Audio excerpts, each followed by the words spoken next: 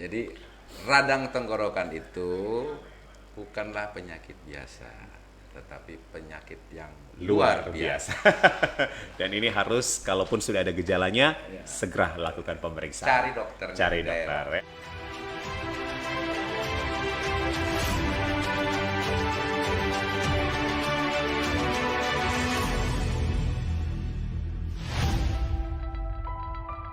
Assalamualaikum warahmatullahi wabarakatuh. Salam sejahtera dan salam presisi Polda Sultan. Viewers ya atau pendengar, kali ini bersama saya Jules Efrain kembali lagi untuk podcast presisi Polda Sultan. Dan sebelumnya itu kami mengucapkan dulu selamat Hari Raya Idul Fitri 1444 Hijriah. Minal aidin wal faizin, mohon maaf lahir dan batin. Nah, kali ini di podcast presisi Polda Sultan kita akan membahas satu tema yang mungkin ini sedikit jarang begitu ya untuk diangkat ya, karena kita tahu bersama ada dua sebenarnya variabel yang akan kita bahas, yaitu radang tenggorokan dan juga cuci darah. Adakah hubungan yang kemudian diakibatkan dari penyakit radang tenggorokan yang diakibatkan oleh infeksi, kemudian kenapa bisa sampai harus cuci darah begitu. Dan kami ingatkan juga bahwa kali ini kami juga menayangkan secara live di Facebook dengan akun Facebook adalah podcast presisi Polda Sultan begitu. Nah, bersama saya sudah hadir narasumber yang akan membahasnya, yaitu AKBP Dr. Benyamin FLC Tio MSc SPTHTKL. Beliau merupakan Kasubit Dokpol Bidokes Polda Sultan. Salam presisi. Salam sejahtera Pak Dokter.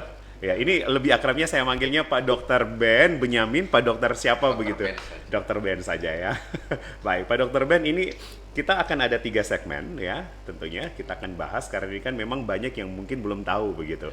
Kenapa radang tenggorokan yang biasanya kan kalau radang tenggorokan kan biasa-biasa saja gitu Pak Dokter ya. Mungkin haus atau mungkin infeksi atau mungkin karena kita tahu sekarang matahari ini luar biasa di Palu ya, sehingga kita ingin minum terus begitu Pak Dokter. Tetapi kenapa kemudian ini bisa berakibat ke cuci darah begitu. Nah, itu sebentar dijawab Pak Dokter ya. Baik, tapi kita pengen tahu dulu nih di segmen awal dari karir Pak Dokter Ben sendiri. Saya bertugas di Polda Sultan sejak tahun 2003 hingga sekarang. 2003. 2003. Tapi tahun 2003 sampai 2006 itu BKO Poso. Oke. Tahun 2006 sampai 2007 akhir saya di Luwu. Selanjutnya di Polda Sultan. Jadi karir di kepolisian 20 tahun. 20 tahun. Dan memang dari awal itu sudah menjadi seorang dokter polisi begitu Pak Dokter? Ya, dokter dulu baru sekolah polisi. Dokter dulu? Ya. Oke. Dokternya di mana Pak Dokter lulus? Di Universitas Andalas Padang. Di Universitas Andalas Padang. Kenapa kemudian dari dokter akhirnya tertarik bergabung menjadi anggota Polri Pak Dokter? Pengen aja? Panggilan hati? Atau ada supportnya dari siapa di support sistemnya? Kebetulan kan saya berangkat dari anak seorang tentara. Ya. Jadi memang dari kecil memang pengennya jadi aparat. Baik. Dan kemudian menjadi Kasubit ini dari tahun berapa Pak Dokter? Kasubit Dokpol itu sudah berjalan 4 tahun. 4 tahun? Ya. Oke, jadi awal karir 2003, kemudian pernah jadi BKO Poso, Ya. Luwuk tadi? Luwuk 2006 sampai 2007. 2006 sampai 2007, kemudian bergabung di Polda Sultan. Nah, pindah-pindah tugas mulai dari Poso, kemudian Luwuk, hingga sekarang berada di Palu, tepatnya di Polda Sultan. Itu pengalaman apa yang Pak Dokter sudah dapatkan? Pengalaman saya sih semakin banyak kita berteman dengan banyak orang, semakin banyak ilmu yang kita dapat. Ya. Bagi seorang dokter, ilmu itu seperti apa sih Pak Dokter? Kita bisa mengenal berbagai macam penyakit yang ada di daerah. Oke. Dan bisa kita gunakan untuk mengobati orang. Dan dokter punya panggilan hati untuk mengobati orang ya. Ini kalau saya membaca dari gelar yang Pak Dokter dapat adalah spesifiknya mungkin saya lebih ke THT ya. Ini spesialis. Jadi Pak Dokter lulus dari Andalas itu 2000. Saya lulusan 2000. 2000, oke, di Padang, kemudian mengambil spesialis THT-nya 2008 sampai 2013 di Gajah Mada. di UGM di Jogja. Nah, kenapa tertarik ke THT gitu Pak Dokter? Karena THT itu ilmunya sangat menarik ya, karena berurusan dengan lubang-lubang kecil, tapi sangat mempengaruhi kehidupan kita. Ya, artinya telinga, hidung, tenggorokan gitu. Tapi memang kalau kita bicara THT itu satu rangkaian semua ya Pak Dokter. Artinya kalau kita bicara sarafnya semua itu memang berkaitan. Jadi begitu. 3 organ terhubung pada satu titik yang namanya nasofaring. Nasofaring. Ya, terhubung kepada satu titik namanya nasofaring. Jadi gangguan pada salah satu organ akan mengganggu dua organ yang lain. Telinga, hidung, dan tenggorokan. Ya, Dan 2008 ya, sampai 2013. Oke. Jadi THT ini karena Pak Dokter memang tertarik ya, dan juga kemudian panggilan hati tadi begitu pendengar untuk kemudian bisa mengobati orang. Pak Dokter menjadi seorang anggota polisi ya, kemudian menjadi seorang dokter juga. Artinya ini kan dua hal yang kemudian digabung menjadi satu. Kolaborasinya Pak Dokter bagaimana kemudian selalu meningkatkan kinerja, melihat tanggung jawab Pak Dokter baik dari sisi Kamtipmasnya mungkin dan dari sisi kesehatan itu seperti apa begitu? Kalau sebagai dokter polisi itu kita harus dituntut belajar setiap hari, karena kita dituntut bukan hanya tahu pada satu bidang saja, tapi harus tahu pada banyak bidang. Jadi tetap tuntutannya harus belajar tiap hari, sehingga kita harus siap setiap saat untuk menangani anggota yang sakit, terutamanya, dan masyarakat pada umum. Dan dari pengalaman Pak Dokter mengobati banyak orang, membantu pengobatan banyak orang, itu ada cerita-cerita apa begitu bisa dibagi ke kami begitu keseruannya? Ada yang mungkin susah sekali begitu untuk kemudian diobati atau seperti apa begitu Pak Dokter? Banyak ya yang penyakit-penyakit yang dulu waktu di kuliah kita tidak temukan dan tidak pernah kita pelajari. Di sini kita harus terpaksa banyak belajar. Ya. Pak Dokter media belajarnya lewat apa? Biasanya saya baca buku dan baca internet. Oke. Yang terakhir dibaca? Tentang THT. THT. Ya. Ini yang terakhir dibaca. Apa yang Pak Dokter ilmu THT yang terkini yang harus bisa dibagi begitu pagi ini? Saya mempelajari sekarang tentang alergi. Alergi di THT. Oke. Ya. Nah, itu mungkin kita akan bahas sendiri gitu nanti ya, alergi di THT. Ini hanya sekedar pengantar saja gitu. Pak Dokter, ini asli Batak? Batak. Ya, Horas. Batak Toba begitu Pak Dokter ya. Ini kan kita tahu bersama bahwa kesukuan Batak itu kan memang pun juga jiwa petarung gitu ya. Artinya sangat cocok sekali dan profesi Pak Dokter begitu ya. Benteng di perantauan. Banteng di perantauan. Menteng? Banteng. Banteng di perantauan. Nah, Pak Dokter sudah membuktikan di dalam karir ya. Bagaimana dengan keluarga Pak Dokter? Baik-baik sehat. Ya. Oke. Keluarga pada selalu memang menjadi salah satu support system kita. Nah, keluarga sangat mendukung ibu dan istri, kemudian anak-anak Pak Dokter ya. Oke, Pak Dokter melihat semua sirkulasi ataupun juga atmosfer yang terjadi dari karir Bapak sebagai polisi dan sebagai dokter, ini sekali lagi ada humanity begitu mungkin ya, humanisme. Nah, capaian-capaian apa yang mungkin Pak Dokter belum lakukan atau belum tercapai hingga saat ini? Saya belum bisa mengobatin orang secara seluruhnya. Ya. Saya pengen bisa banyak ilmu sehingga mampu membaktikan diri untuk masyarakat. Oke. Kemudian? Karena begini Pak ya, karena di polisi itu kan jiwa kemanusiaannya harus dikedepankan. Ya, betul. Kita itu kan presisinya ya, Pak. Ya. dituntut untuk melayani masyarakat tanpa memikirkan bayaran sepeser pun. Oke. Ya. Jadi Pak Dokter bekerja secara ikhlas dulu, tanggung jawab tanpa memikirkan ini berapa yang harus dibayar. Yang penting hatinya dulu bekerja. Ya, laksanakan dulu. Tetapi memang kalau kita bekerja dari hati itu rasanya seperti apa gitu Pak Dokter ya? Ikhlas, tulus. Ikhlas saja, tapi nikmatnya satu, temannya banyak. Temannya banyak. Ya, siapapun jadi teman. Jadi siapapun jadi teman gitu. Dari bawah sampai atas teman kita semua. Baik. Jadi Pak Dokter kesadarannya suka membaca dan juga suka ngobrol mungkin ini. Ya, biasanya kalau ketemu orang itu suka diobrolin apa begitu Pak Dokter? Ini kalau ini tidak membahas tentang suasana polisi dan dokter ya. Ini kalau di luar dari dua hal itu biasanya suka ngobrolin apa gitu Pak Dokter? Film atau musik atau apa? Biasanya konsul gratis sih. Konsul gratis? Iya. Konsul gratis maksudnya apa Dokter? Biasanya ketemu kita di satu tempat ini. Iya. Ngobrol-ngobrol. Pak Dokter, ini saya gini. Ya sudah, ambil kertas. Kertas itu nanti kita tulis kat resepsi. Konsulnya gratis. Oh, konsulnya gratis. Biasanya sih membahas tentang penyakit. Selalu membahas tentang penyakit begitu. Ya. Oke. Jadi Pak Dokter Benyamin seorang Kasubit Dokpol, Bidokes Polda Sultan. Kalau kita melihat dari garis struktur berarti Pak Dokter ini berada di bawah Kabidokes. Di situ ada berapa posisi? 3 ya? 3, ada Kasubit Kespol, Kasubit Dokpol, dan Karumkit. Ya. Dan kebetulan Dokter Yudi, kemudian Dokter Made ini sudah pernah hadir di podcast. Sekarang adalah Pak Dokter Ben. Pak Dokter Ben sebenarnya sudah pernah hadir ya. Kedua kali. Dulu membahas tentang bising ya. Itu pengaruh juga ke THT. Pengaruh. Tapi kalau kita bicara THT ini memang satu organ yang memang juga penting gitu Pak Dokter, atau dalam tubuh ya. Kalau THT itu kan salah satu organ indera kita. Ya, merasa Mendengar. mendengar, ya, Kita pendengaran. mencium. Jadi kalau misalnya ada satu organ yang rusak itu, Terganggu satu, terganggu ketiga-tiganya. oke, Pak Dokter, saya di segmen satu ini memang masih akan terus mengulik Pak Dokter begitu dulu ya, sebelum nanti kita akan lebih spesifik untuk membahas cuci darah dan kemudian juga radang tenggorokan seperti apa, masa kuliah Pak Dokter seperti apa begitu, kemudian di Andalas dan juga di UGM. Mungkin di Andalasnya yang lebih seru kali ya, karena pada saat itu meraih escape-nya atau sarjana dokterannya di Andalas, Ya, ya kan? yang paling seru sih waktu S1 Ya. S1 karena kita kan belajar banyak hal tentang dasar-dasar kedokteran. Nah, kalau untuk spesialisnya itu kan hanya untuk mengembangkan apa yang sudah kita dapat di waktu S1 dan Ya. lebih menspesifikkan. Tapi kan ilmu spesialis itu kan kalau tidak ada dasarnya, kalau tidak kuat dasarnya, ilmu spesialisnya juga tidak akan kuat. Jadi di Andalas di S1 pada saat ini yang lebih seru gitu. Ya. Jadi itu pindah dulu Pak Dokter dulu dari Medan. Ya, saya dari Polda Metro malah masuk pendidikan kepolisian.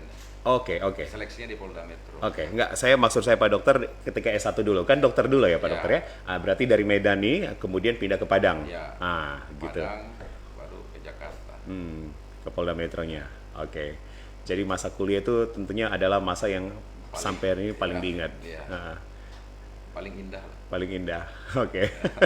Tapi emang kalau kuliah dokter itu berat sih Pak Dokter atau seperti apa begitu? Sebenarnya tidak berat ya. Kalau kuliah kedokteran itu saya pikir tidak berat. Yang penting kita itu mau belajar. Ya, Orang kan takutnya, oh pelajaran kedokteran itu berat. Enggak lah. Pelajaran kedokteran sebenarnya menurut pribadi saya nih paling mudah dari seluruh pelajaran lain kayak. Karena ilmunya kan jelas. ya, Dan itu ada di tubuh kita. terukur ya. Ya. Dan ada di tubuh kita. Dan ada di tubuh kita. Kalau kita mau laboratorium sederhana ya tubuh kita ini jadi laboratoriumnya. Iya, anatominya ada nih. Ini jarinya apa, ini langsung di tubuh kita sendiri. Iya. Tetapi dengan menghafal istilah-istilah itu pun juga udah terbiasa gitu Pak Dokter. Kalau saya tidak terbiasa untuk menghafal, tapi mengulang membaca. Ya. Jadi, saya bukan tipe seorang penghafal, Iya. tapi seorang tipe yang untuk mengulang membaca. Jadi biasanya berapa frekuensinya itu seberapa sering gitu seorang dokter band ini membaca ataupun juga melihat satu artikel berita? Tiap hari saya harus membaca Tiap minimal hari ya? 2 jurnal.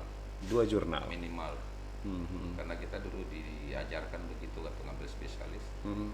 Wajib membaca jurnal 2. Mau jurnal apapun itu. Jurnal apapun. Ya, Oke. Jadi segala sesuatu harus kita pelajari sampai sedetil-detilnya. Oke. Dan yang terakhir dibaca adalah tentang kesehatan Ya. ya. Tentang THT juga khususnya begitu. Ya, kebetulan saya kan seorang dosen juga Di mana di dokter? Universitas Tadulako. Oh, di Untar. Ya. Oke. Kebetulan tadi juga sempat ngajar sedikit sama koas, jadi saya harus pelajari itu. Yang diajarin mata kuliah apa? THT. Tentang THT. Oke, itu berarti di anak-anak kedokteran Iya, ya, yang Fakultas koas, Kedokteran ya. Untar, yang koasnya. Ya. Oke, nah dokter sekarang perjalanan karir 20 tahun dengan berbagai profesi, maksud saya pun juga ini banyak hal yang sudah dokter lakukan, seorang dokter, polisi, kemudian dosen juga begitu. Pak dosen sekarang ini, saya fokusnya menjadi dosen lagi ini ya.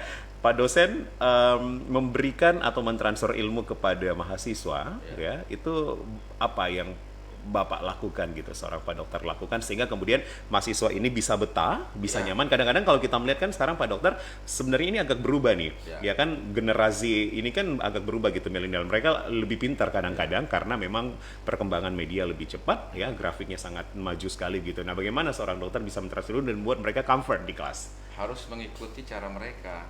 Kita nggak boleh mengikuti cara kita dulu. Masa dulu ya masa dulu, masa sekarang masa sekarang. Kalau kita buat dengan cara kita, mereka tidak akan pernah masuk.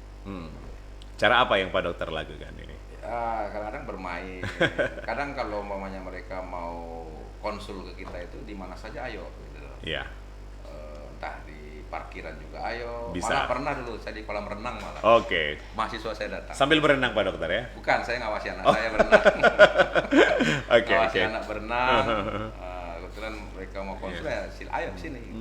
Atau mereka datang pas kebetulan kita hari Sabtu libur kan, kita ke warkop gitu kan, Bisa ngopi-ngopi juga gitu ya. ayo gitu, sambil traktirin mereka lah. Oh iya, baik. Berarti Pak Dokter ini luar biasa begitu ya, Ya, kita bilang ya, bisa harus saya terbuka, bilang harus terbuka. ya, di mana saja ayo gitu kan.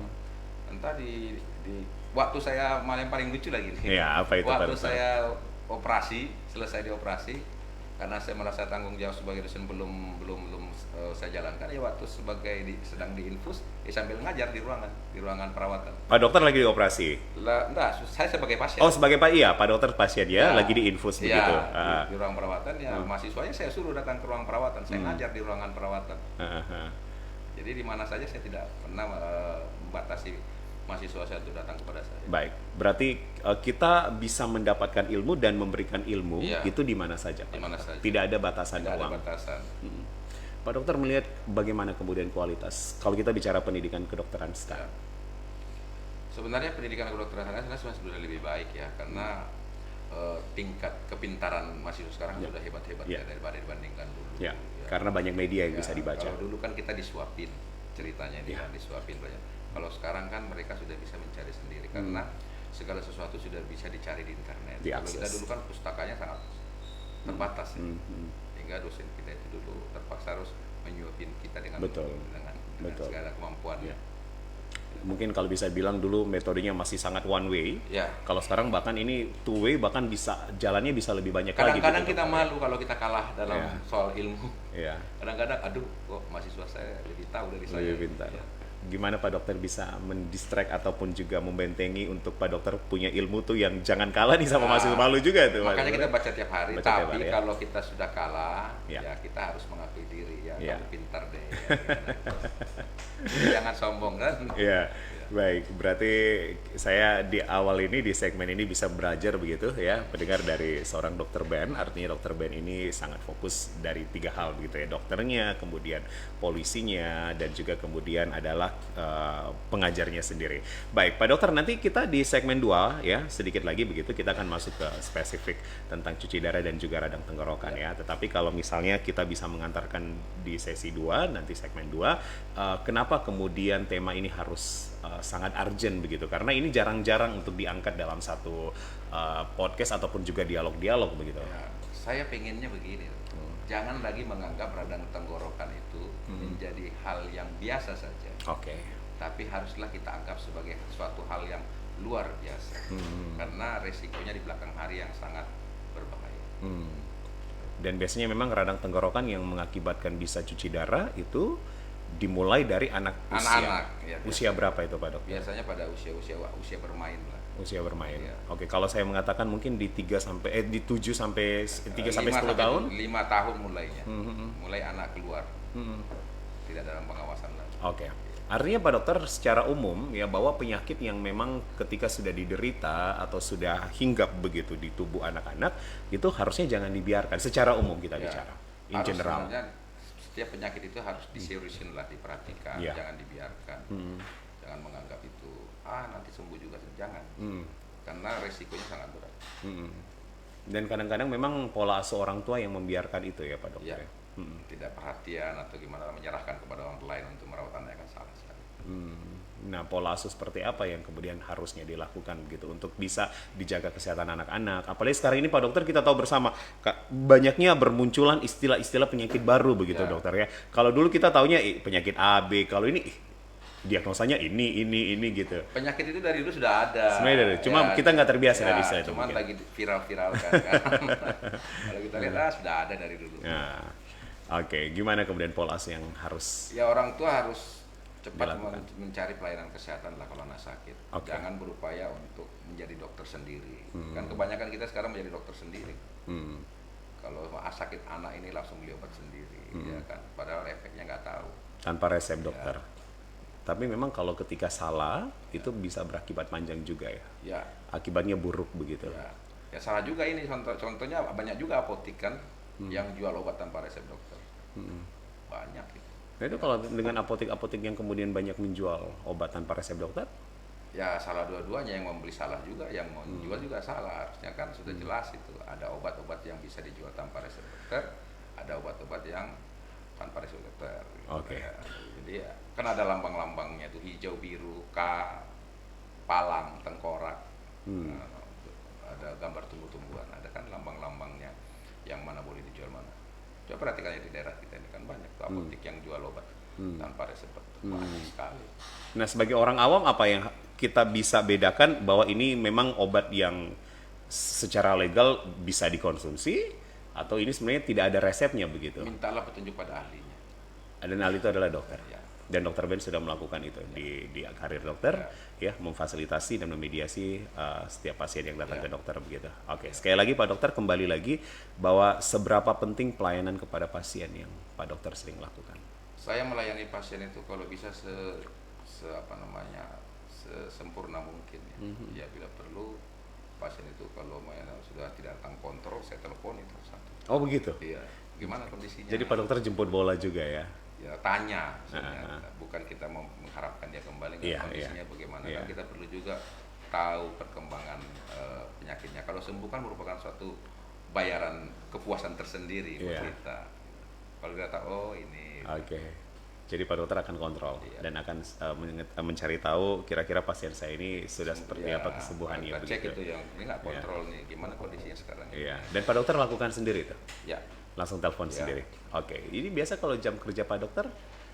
Aduh, kalau jam kerja saya tuh kadang jam 2 pagi juga diteleponin orang. Iya. Baik. Iya.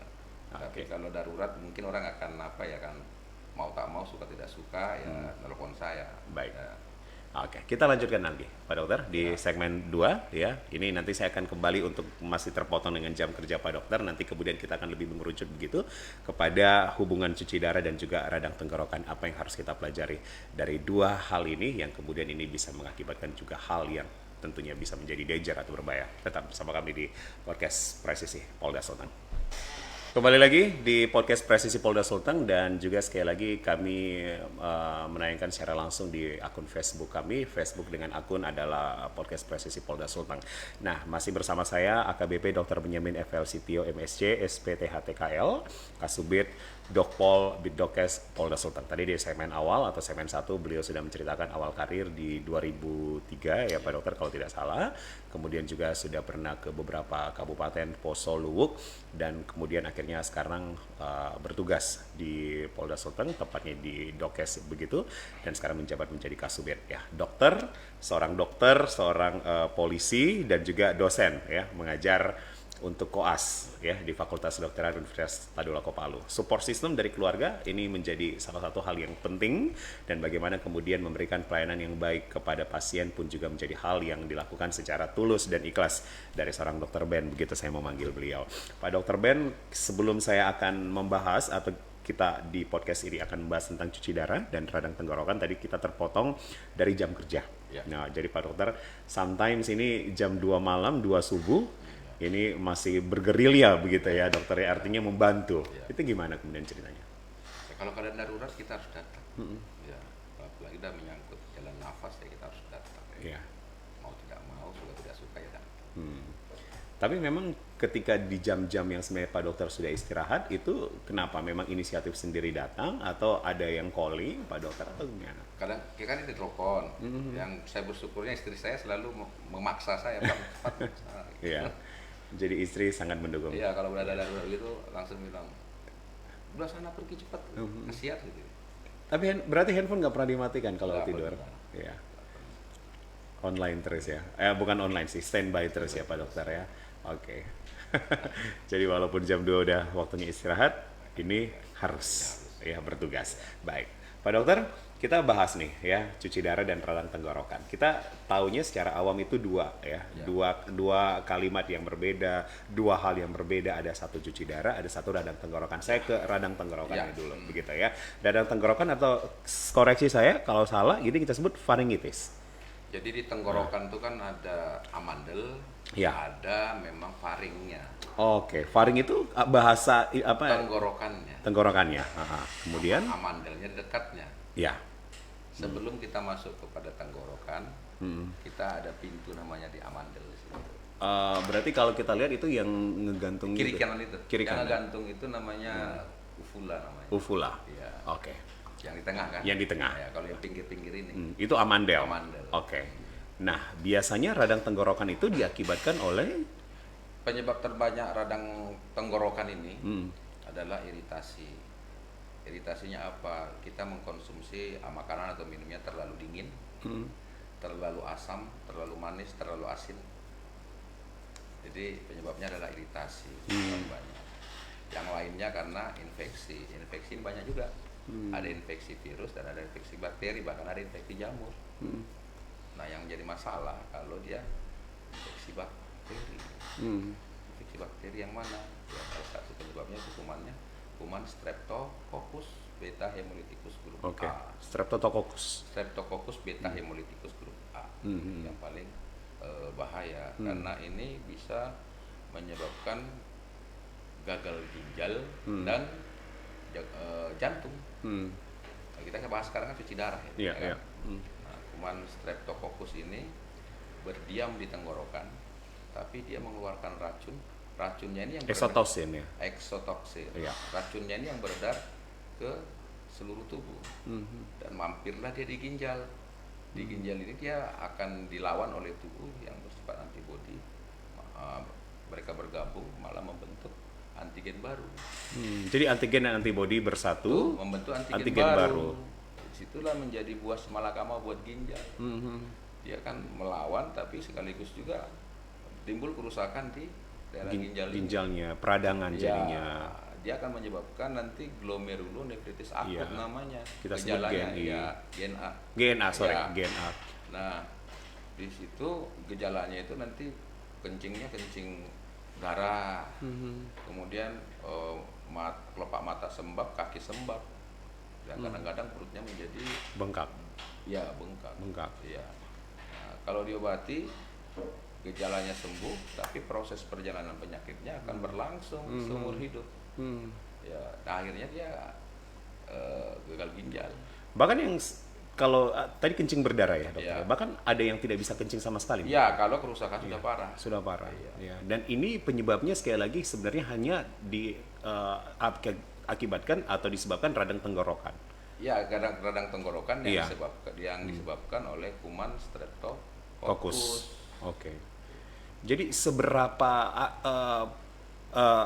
alertnya kita dokter ya atau perhatiannya kita begitu untuk ketika ada radang itu kita sudah harus tahu nih gitu. Kuncinya dokter. satu saja. Kalau gejalanya berat, gejala penyakit radang tenggorokannya berat, risikonya kecil. Tapi kalau gejala radang tenggorokannya ringan, gejalanya pasti berat. Resikonya pasti berat. Nah, membedakan gejala ringan dan gejala berat itu gimana, Kita Pak? lihat suhunya dulu yang pertama. Oke. Kalau suhunya demam tinggi, umpamanya suhunya untuk anak-anak nih ya, kalau suhunya 40 ke atas, 40 derajat, itu umumnya disebabkan oleh virus. Tapi kalau suhunya bermain di 38,5 sampai 39 gitulah ya, itu kalau nggak iritasi, kalau nggak bakteri tapi bukan golongan si Streptococcus. Tapi apalagi kalau disertai batuk, itu sangat mungkin bukan Streptococcus. Kalau Streptococcus ini gejalanya itu sangat ringan. Suhunya ya 37,8, batuknya hampir tidak ada. Nah, jadi orang menganggap penyakit ini adalah penyakit ya biasa-biasa saja. Tetapi Padahal sebenarnya resikonya berat. besar. Oke. Iya. Oke. Jadi kami tekankan lagi ketika ada radang tenggorokan dengan gejala ringan, ini resikonya besar. Berat. Tetapi ketika gejalanya berat sebenarnya resikonya Ringan. ringan. Iya. Nah, membedakan itu dilihat dari suhu badan. Suhu badan, 30 batuknya. batuknya. Kami ulangi ya Pak Dokter ya, Ya. 37,8 ini termasuk gejala yang ringan Ya, sebenarnya. ringan Tapi sebenarnya. resikonya bisa besar. Besar, ya. Kemudian batuknya tidak Hampir ada. tidak ada. Sebenarnya kan kalau kita batuk ini lebih baik kita batuk daripada tidak batuk. Betul, Iya. betul. Ya, karena kenapa dia tidak batuk? Karena racun ini, si kuman ini, Streptococcus ini mengeluarkan eksotoksin yang meracuni daerah sekitarnya, sehingga saraf untuk batuk itu lumpuh, sehingga kita tidak batuk. Jadi batuk itu bisa ada kelumpuhan juga Pak Dokter Iya, ya. sarafnya di blok dia.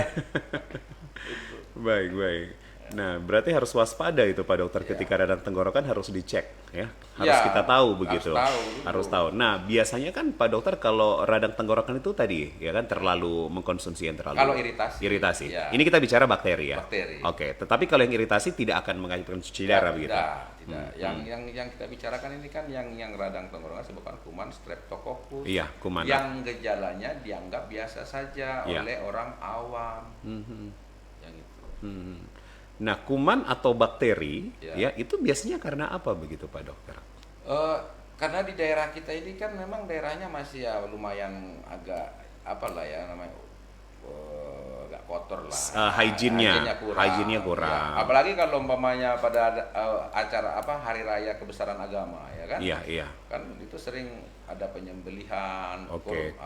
hewan-hewan Iya, ya kan. iya.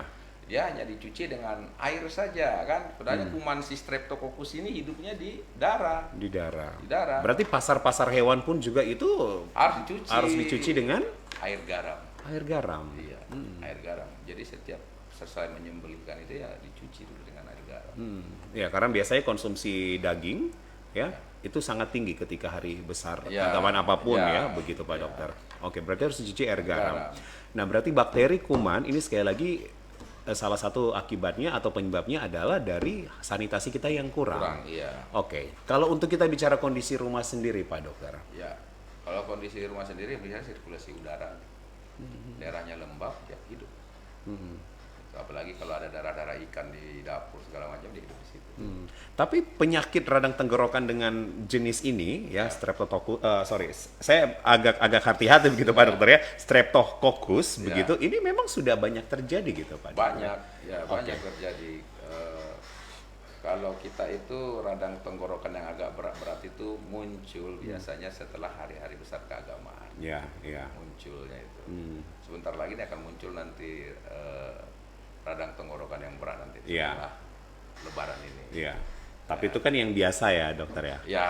Artinya kalau radang yang memang sakit, menelan ya kan, ya. karena kita minumnya kan soda, air es, begitu makan es buah tiap hari. Malah yang masalah sebenarnya juga itu radang tenggorokannya itu karena cara sahur dan buka puasa yang keliru.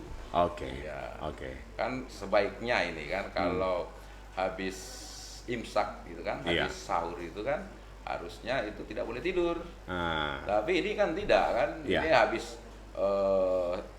sahur langsung tidur biasanya, ya kan? Iya. Jadi timbulan nanti GERD, ya kan? Iya. Nah buka puasa juga, buka puasa umumnya nih teman-teman ini buka puasa Minum yang dingin. pas beduk maghrib sudah bunyi, nah, teman-teman langsung makan makanan padat. Oke. Padahal lambungnya itu kan dalam keadaan tidur, dikasih makanan padat akhirnya luka. Ya Jadi- makanya dibiasakan berbukalah dengan yang mungkin Ya teh air dulu. manis lah dulu, Air air manis. hangatnya manis, Iya, ya kan? baik. Air manis, kemudian habis sholat maghrib, mungkin klepon atau apa lah Oke. yang lunak-lunak, kemudian habis sholat isya baru makan. Oke, artinya Pak Dokter kita kembali lagi ke topik kita. Mendingan kita radang tenggorokan tapi gejalanya berat. Ya, Ya, benar ya. Dengan Itu karena radang iritasi tenggorokan. mungkin ya. iritasi dan virus. Iritasi dan virus. Tapi kalau kita dengan gejala ringan, nah ini sudah harus menjadi alert. Iya. Hati-hati nih. Ini bisa ada Yang jalan ke sana resikonya gitu. berat, ya. Resikonya berat. Iya. Nah, yang saya baca Pak Dokter itu biasanya terjadi di anak-anak ya. Betul. Kalau saya nggak salah. Betul. Nah, Biasanya anak-anak yang sudah keluar dari rumah, jadi kan anak bermain segala macam, Oke. sudah terpapar dengan lingkungan yang agak kotor. iya. Kalau anaknya di rumah saja sih sangat jarang, tapi yang orang bermain-main banyak. Oke. Nah, radang tenggorokan yang gejalanya ringan, infeksi bakteri Iya. begitu ya, kemudian terjadi di anak-anak. Iya. Nah, efeknya itu biasanya berapa lama kemudian akhirnya bisa cuci darah begitu Pak Dokter? Biasanya kita temukan pasien ini di bawah 40 tahun. Berarti panjang dong waktunya ini bisa Panjang, menyebar ya. panjang. Artinya ini kan biasanya Pak Dokter ketika anak-anak sakit. Bukan gini, Wah. Ya. dia mengalami cuci darah setelah umur hampir 40. Oh, hampir 40 tahun. Tapi gejalanya kan sudah ada sebelumnya kan, sebelum sampai cuci darah kan gejalanya sudah terjadi macam-macam. Gitu. Iya. Berarti memang harus diwaspadai begitu khusus Iya, anak-anak iya. ya. Oke. Makanya kalau anak-anak itu kalau radang tenggorokan jangan dianggap biasa, harus dianggap sebagai hal yang luar biasa.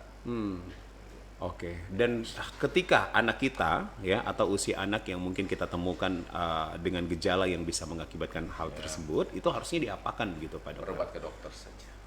Harus cepat ditangani secara serius. Oke. Dan dokter spesialis THT? Dokter spesialis THT boleh, dokter spesialis anak juga boleh, yang mana-mana saja penting. Dokter umum juga boleh. Dokter umum juga boleh. Dan biasanya diberikan apa gitu media pengobatan? Biasanya kita berikan sih antibiotik sih. Antibiotik. Itu sudah cukup dirasa? Cukup.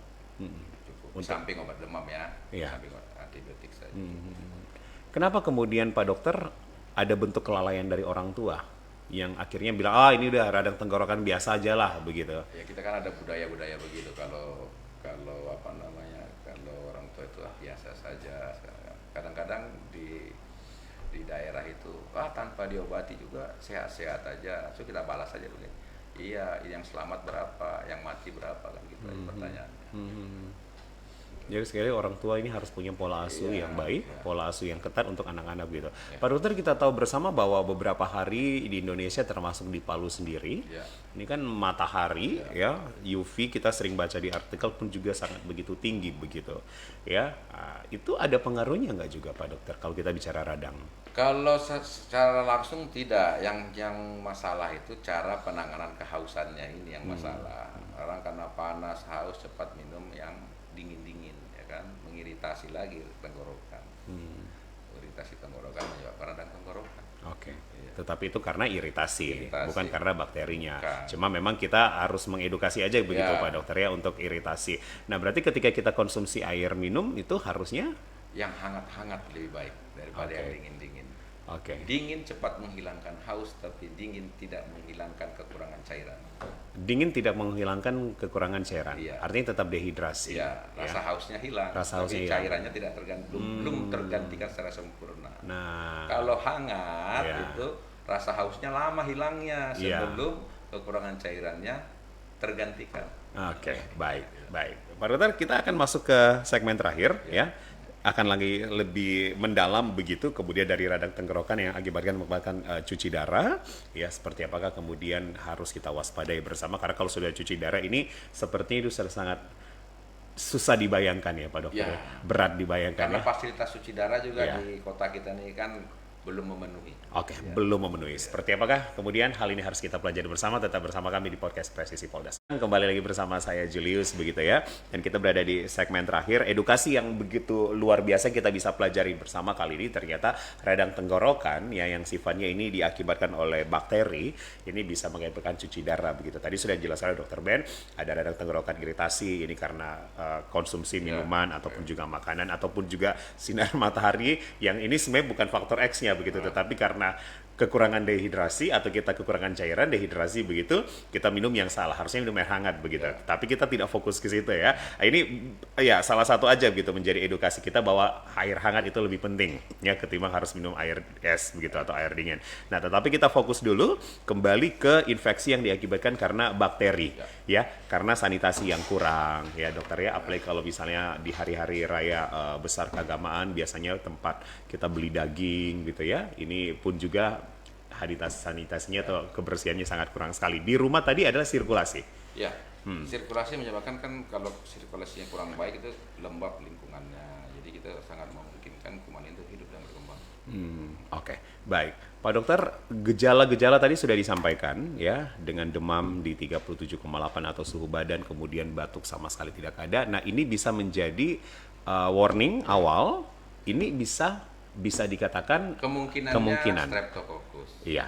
Kemungkinan Streptococcus. Oke. Ya. Nah, berapa lama kemudian Streptococcus ini bisa hidup ya, bisa berkembang begitu banyak dan akhirnya ada keputusan cuci darah begitu dokter? Karena gini, jadi Streptococcus ini hidupnya tetap ada di tenggorokan. Oke. Jadi namanya carrier istilah kita. Carrier, Carrier. pembawanya. Ya, jadi di tubuhnya tetap ada. Sepanjang waktu ada. Tapi yang sulit kan kita itu mau membuktikan bagaimana ya, kalau kita mau buktikan ada Streptococcus ada tenggorokannya, di swab dulu, kemudian mau diperiksakan di kultur di media, membutuhkan waktu kurang lebih 2 minggu juga untuk memastikan dia streptococcus atau tidak. Padahal racunnya sudah kemana-mana ini. Nah risiko juga sebenarnya. Ya. Jadi kalau kita berprinsip ya harus menghitung untung ruginya saja. Ya, risiko yang apa yang kita harus pilih. Jadi ketika pasien tersebut sudah kemudian didiagnosa ada streptococcus, ini belum langsung mengarah ke cuci darah, Pak Dokter? Belum. Lama ini prosesnya. Lama prosesnya kan? Kan setelah glomerulonefritis akut ini, penyakit ini kan tidak bisa sembuh sempurna ini. Proses kerusakannya akan berlanjut sepanjang masa. Sampai suatu saat dia akan menimbulkan kerusakan yang membutuhkan cuci darah. Jadi memang penyebarannya akan sangat lama. Bukan penyebaran, kerusakannya akan lama. Sampai semua organ ginjalnya ini tidak bisa mampu lagi untuk menyaring kotoran-kotoran tubuh. Dan itu akhirnya cuci darah. Nah, kalau sudah kita berbicara tentang cuci darah, ini kan satu hal yang sebenarnya agak sedikit scary gitu ya, Pak Dokter ya. Menakutkan. Kenapa kemudian Pak Dokter kita tuh tidak pengen begitu harus cuci darah? Makanya kita harus tahu dulu ini cuci darah itu disebabkan oleh apa saja. Nah, kalau sudah tahu kita hindari. Nah khusus kita sebagai orang tua, kita harus menyiapkan masa depan untuk anak kita supaya dia nanti suatu saat jangan mengalami cuci darah kan. Ya kan? Makanya saya bilang tadi di depan bahwa jangan menganggap radang tenggorokan itu sebagai hal yang biasa. Hal yang luar biasa. Harus jadi suatu hal yang luar biasa. Selain radang tenggorokan, apa lagi yang bisa menyebabkan cuci darah? Banyak, batu ginjal bisa, macam-macam. Ya penyakit gula bisa. Diabetes. Ya. Tetapi dengan kasus radang tenggorokan ini sudah banyak temuan di Palu, di Sulteng sendiri, Dokter? Banyak ya. Malah kalau kita lihat teman-teman kita, maaf ini yang anggota Polri yang mengalami cuci darah dan mohon maaf ini yang sudah meninggal dunia, kalau kita cross check ke belakang, kita tanya-tanya gitu, memang mereka dulu pernah gejala yang sama seperti itu. Ya rata-rata yang meninggal itu yang cuci darah itu umurnya di bawah 40. Sekitar 40 tahun. 40 tahun. Iya. Jadi baru terdeteksi. Iya. Terdeteksi ketika cuci darah sudah dilakukan. Pak Dokter nanya dan akibatnya ya karena salah satunya radang tenggorokan begitu. Bahaya, Pak Dokter ya. Nah itu kalau udah cuci darah biasanya gimana itu tingkat kesembuhan, keselamatan? Banyak yang lama cuci darah yang bisa berhasil cuci banyak, tapi lebih banyak juga yang tidak tertolong lagi. Apalagi kan fasilitas cuci darah masih sangat kurang. Indikator kurangnya dari mana Pak Dokter? Tempat tidurnya, jadwalnya yang yang sangat padat ya. Terlebih kalau dulu kan kita lagi mengalami mati lampu gitu. Ya dulu kan sering yang kasihan kan orang yang cuci darah kalau mati lampu. Itu saya udah agak gemetar juga gitu Pak Dokter dari kata cuci darah begitu ya. Itu biasa proses cuci darah kalau seorang pasien itu berapa lama Pak Dokter? Kalau ceritanya sih 6 jam, 8 jam gitu. 6 jam dengan alat? Alat lab, alat mesinnya 6 jam. 6 jam di sini. Dengan kondisi sadar? Ya, sadar. Katanya sakit sampai ngilu-ngilu begitu ya? Katanya sakit sih. Apalagi kan pakai suntik juga kan sakit kan. Dan itu biasa frekuensinya 1 minggu sekali? Ada atau yang tiap hari, ada yang 2 kali seminggu, ada yang 3 kali seminggu. Tergantung derajat penyakitnya bagaimana. Setiap hari? Ada. Setiap hari dengan alat? Pasang alat 6 jam, pasang alat 6 jam, 8 jam, hampir setengah hari ya kalau kita hitung-hitungan dokter ya. Jadi kasihan. Dan apa ya dokter, ketika dilakukan tiap hari dengan 6-8 jam itu biasanya, maaf ini kita sebenarnya tidak menentukan umur hidupnya seseorang gitu, tapi kita bicara tentang ilmu kedokteran. Nah, itu biasanya hitung-hitungannya masih bisa lama kah untuk hidupnya? Ya, pasiennya bisa lama, tapi ketergantungan dengan alat cuci darah. Iya, tadi fasilitas tadi. Ketergantungan. Bahkan yang saya baca sebenarnya dokter adalah ketika cuci darah sebenarnya yang menjadi buat kita drop atau down itu ya sebenarnya karena harus cuci darah lagi. Jadi mentalnya akhirnya diserang sendiri, rusak sendiri ya Pak Dokter ya. Benar seperti itu. Benar. Kalau Pak Dokter di Rumkir ya? Ya. Nah, di Rumkir kalau fasilitasnya pun juga kurang. Di Bayangkara belum ada. Di Bayangkara maksud saya. Belum ada. Belum ada. Yang ada kan di sini kalau baru Undata lah. Anantapura ada. Berarti ketika ada pasien ke Pak Dokter, itu pasti rujukannya ke Undata? Tergantung gejalanya apa dulu kan. Kalau misalnya ini kita udah curiga ya kita rujuklah ke ahlinya. Mungkin penyakit dalam. Kan kita harus serahkan ke ahli. Harus serahkan ke ahlinya. Iya. Oke. Pak Dokter, kita kembali lagi ke Streptococcus ya. Ini menular nggak penyakit ini? Menular. Menular. Iya. Menular ke orang. Menular ke orang. Dengan cara? Ya terbang di mana-mana dia kan di udara juga ada. Oke. Ya. Walaupun dia nggak batuk, Pak Dok. Iya. Dia buang ludah segala macam bisa. Wah. Nah ini kita kan kemarin 2-3 tahun lalu kan kita COVID, Ya. ya kan? Itu ada nggak kemudian hubungannya juga dengan Tidak radang ada. tenggorokan sama Oh, sekali? COVID. COVID-19. Kalau COVID itu kan serangan pertamanya di rongga sinus sebenarnya. Di sinusitis. Rongga sinus. Rongga hidung. Iya. Oke. THT sebenarnya THT. serangan pertamanya. Iya. Kalau sudah lewat hari kelima baru nyerang kemana-mana. Oke. Jadi sebenarnya pintu gerbang penyakit itu terbesar itu di THT. Di THT. Iya. Makanya tadi Pak Dokter di awal mengatakan bahwa 3 organ ini karena ini merupakan panca indera, ini menjadi harus diperhatikan Iya, baik-baik iya. ya. Pak Dokter, saya membaca bahwa anak remaja yang memiliki masalah imunitas, ada GERD-nya juga, rinitis alergi, Iya. sinusitis, ini pun juga harus waspada dengan Iya. radang tenggorokan Streptococcus ini. Karena dia rentan ya, karena kalau dia kalau terjadi radang di THT itu kan merupakan pintu gerbang buat masuknya infeksi lain. Iya, iya. Ya, jadi ya orang alergi kan pasti radangnya kronik ini. Tidak pernah orang alergi itu sembuh. Ya walaupun diobati tidak akan pernah sembuh alergi. Oke. Jadi tetap akan menimbulkan radang terus. Radang terus. Nah, Nah Pak Dokter, saya nggak tahu ini, saya bicara pribadi aja sekarang. Agak sinus saya merasakan gitu Pak Dokter. Bahkan saya sebenarnya sudah sempat ke salah satu dokter THT begitu. Tetapi penanganannya memang masih dikasih obat, bahkan ada obat yang semprot begitu Pak Dokter.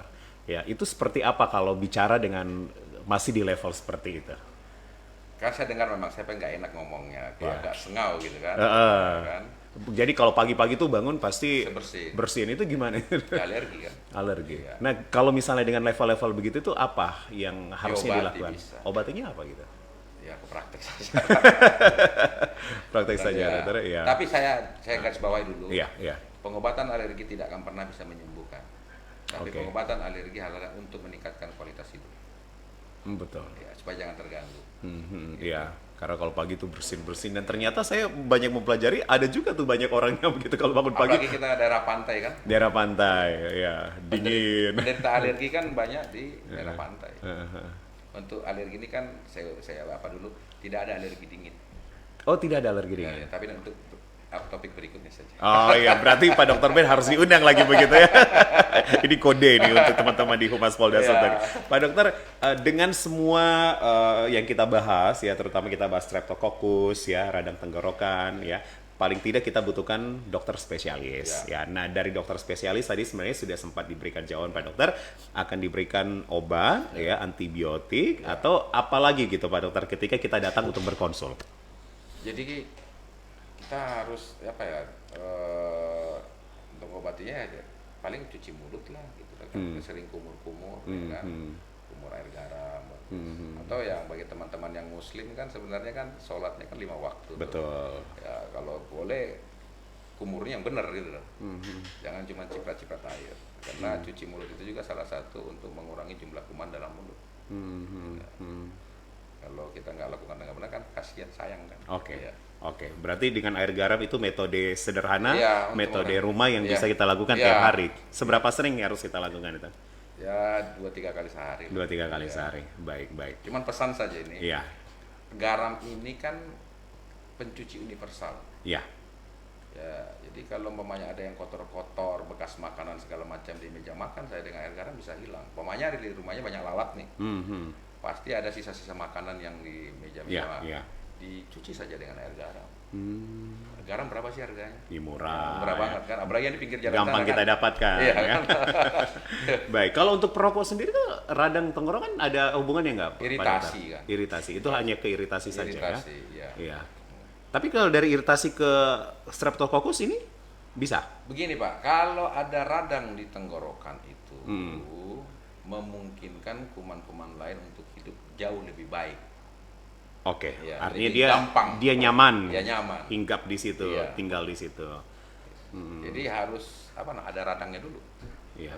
Berarti jangan sepelekan juga kalau walaupun itu hanya iritasi, ya, kuman hinggap, Iya. kuman bisa Ini nyaman, berkembang, Iya. akhirnya bisa ke streptococcus Iya. tadi begitu ya Pak Dokter ya. Oke, jadi cukup hanya datang ke dokter THT saja, ya, ini bisa konsul. Dokter umum boleh. Dokter umum juga boleh, Di tetapi puskesmas sana kan puskesmas boleh. banyak, ya. Ya. Datang ke dokter Ben juga boleh. Boleh. Dokter B dengan jam kerja yang padat begitu, kapan saja bisa datang ini Pak Boleh. Dokter ya. Oke, nah untuk gagal ginjal sendiri Pak Dokter, cuci darah. Ya. Cuci darah ini memang ada juga hubungannya dengan gagal ginjal ya. Ya gagal ginjal dulu baru Gagal, darah. gagal ginjal dulu baru Kan cuci gagal darah. ginjal ini artinya kan fungsi ginjal sudah tidak memungkinkan untuk membuang kotoran-kotoran dalam tubuh. Ya, Maka diberikanlah bantuan sebuah mesin untuk menggantikan fungsi ginjal. Hanya fungsi penyaringan, penyaringan. ya kan? Fungsi penyaringan yang diambil oleh mesin. Itu jadinya. Oke. Ini pendengar ya atau sahabat Humas Polda Sulteng, memang kita harus benar-benar menjaga kesehatan kita begitu ya Pak Dokter ya. Secara umum memang kesehatan itu sangat penting sekali ya. Ya. Ya. Kita bisa punya uang banyak ya Pak Dokter. Ya, kesehatan nggak bisa dibeli. Kesehatan nggak bisa dibeli. Oke, Pak Dokter, anak-anak ya sekarang pun juga dengan hidup yang serba cepat, terutama kita bicara pun juga dengan media, dengan fasilitas, apalagi makanan, fast food begitu banyak, junk food begitu banyak, begitu ya. Kemudian media bermain juga begitu banyak sekali, ya bisa eksplorasinya banyak sekali. Gimana kemudian orang tua yang harus benar-benar sangat ketat mengawasi anak dari segi apapun begitu, makanan pun juga. Ya, sebisa mungkin orang tua hadir dalam setiap kehidupan anak. Ya, Ya, jadi jangan menyerahkan kehidupan anak kita pada orang lain. Ya, apalagi kalau namanya neneknya atau siapalah, jangan, cukup kita harus hadir dalam setiap perkembangan anak. oke. Ya. Kalau misalnya kesibukan sekarang kan kita biasanya lihat juga orang tua pada kerja semua begitu. Ya, sebisa mungkin Ya, dimanfaatkan. harus dimanfaatkan. Ya. Ada quality time. Ada, ya. Dokter sendiri membangun quality time di keluarga gimana? Ya, kadang kita jalan-jalan gitu kan. Ya. Kadang kita pergi makan-makan sama. Kadang kita tidur bersama. Ya. Gitu. Nah, ini bentuk edukasi Ya. yang dokter berikan sehingga kemudian ini bisa ada pengaruhnya menjaga kesehatan Kadang bersama juga gitu. sambil ngantar anak ke sekolah kan kita bisa perhatikan anak kan. Iya. Ya, pegang-pegang tangannya atau apanya, perhatikan lah. Ngobrolin kesehatan Iya, juga. perlu kasih ya, nasihat-nasihat. Oke. Iya. Itu kalau biasa dokter tadi mengatakan yang dilihat secara kasat mata begitu dari Ya. tangan Ya. atau dari kaki atau dari wajah itu udah bisa kedeteksi Bisa semuanya dokter. kelihatan. Kalau kita lihat kadang-kadang kalau anak saya demam, saya lihat aja mulutnya, buka mulut, nah kita lihat. Iya. Ya, kan tahu. Nah, Ya. Jadi tidaklah memperhatikan anak itu harus disiapkan waktu yang banyak-banyak, enggak lah, ya kan. Kapan sesempatnya, ya kan. Kapan sempat, ya kan, bisa aja pas ngantar anak saya sampaikan tadi, kita perhatikan anak kita. Kalau ada kelainan, nah ini kenapa nih nak? Gitu. Ya.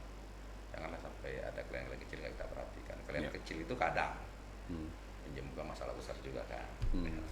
Itu kan tadi gejala ringan, resiko besar. Resiko besar. Gejala berat, resikonya lebih kecil. Ya, tetapi walaupun gejala berat, resiko kecil jangan juga disepelekan gitu ya dokter. Tetap menganggap hal yang luar biasa. Tetap hal yang luar biasa ya. Jadi sahabat Polda Sulteng begitu radang tenggorokan. Sekali lagi ini bisa edukasi yang terbaru yang kita bisa dengar bersama di episode kali ini, bahwa ini bisa menyebabkan cuci darah ya, bahkan ya itu tadi sudah dijelaskan di segmen 1, segmen 2 khususnya tadi, bahwa tingkat berbahayanya pun juga sangat tinggi sekali Iya. gitu. Bahkan dokter tadi saya mengatakan GERD, asam lambung ya, Iya. kita sebutnya ya. Iya. Nah ini juga ada faktor ya kesana.